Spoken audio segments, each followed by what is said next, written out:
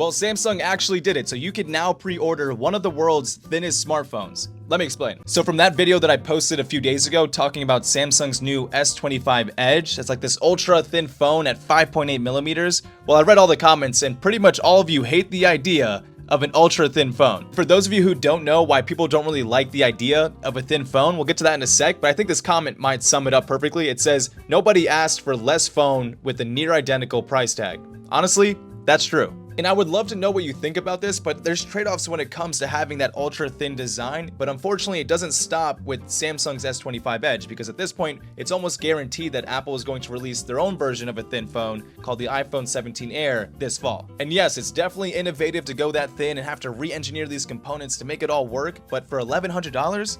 I don't know. All I know is that Apple's is supposedly going to be a little bit thinner than Samsung's Edge, so will it be even more money? I don't know. At what point are we going to get an invisible phone? That's going to be 500 bucks. That's what I want. now this is a hot take, but I say all that to say that I completely like the idea of an ultra thin phone. Here's why. If I'm going to buy a thin phone like the S25 Edge, I'm going to assume that the battery life probably isn't going to be that great, nor will it have as many cameras, nor as many pro or ultra features like the S25 Ultra. Instead, I'd be buying a phone that feels incredible to hold, is super sleek and lightweight, and also has some premium features from the Ultra, like in the dynamic AMOLED display. We'll have to see what the market says, because I don't know if people are going to buy a thin phone. Like, would you want a phone that's half the size of this, but it feels incredible to hold and sleek? Or a phone that's double the size of this and has more features, but is also a lot heavier?